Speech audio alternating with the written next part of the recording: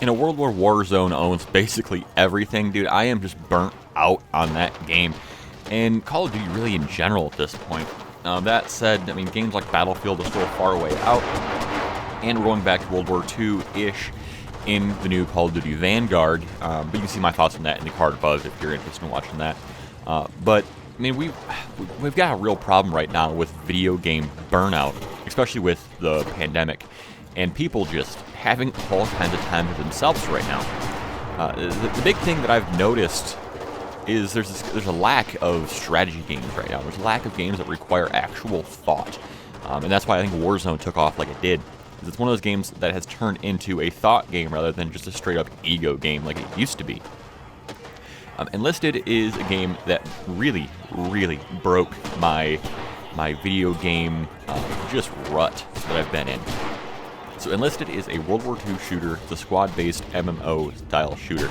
It's kind of hard to explain. It's got a lot of RPG elements in that you unlock squads, level up squads through different skill trees, different perks, different gun upgrades, different scopes. You can outfit certain things how you like them for your squad. The really unique thing is, so I was driving a few days ago.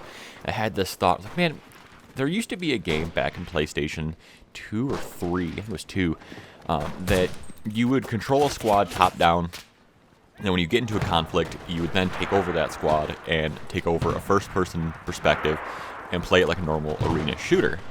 And essentially, this kind of plays in a lot of that same respect in that the way that you play it is that you spawn in with a number of other squad mates. Like at this point, I've got 5 other squad mates. In some squads, I've got 8 in others, I think. There's a handful anyway.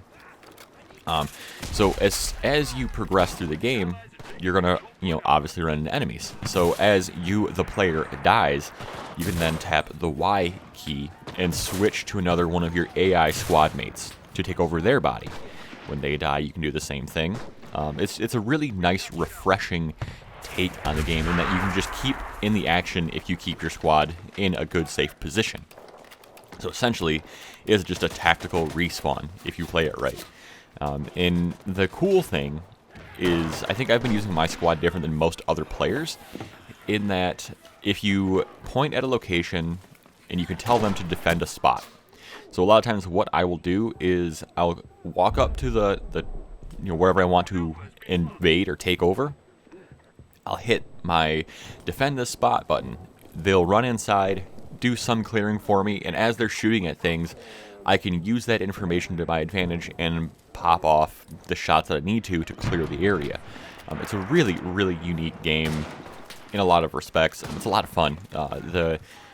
There are a few weird, quirky things that need to be figured out yet, and the game is still in beta at this point, so don't be too worried if it's a problem. But the studio that is making the game, I think it's the same guys that did War Thunder, so they've got a lot of experience in these free-to-play games. And the nice thing that, at least so far, is the premium account does give you great advantages. I will give you that. But it's definitely worth it over buying the actual squads or whatever.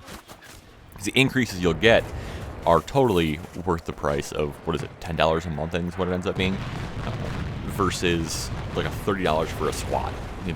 The actual in-game purchases are really expensive, but the overall thing, if you play at all, it's not expensive at all to play if you actually play the game.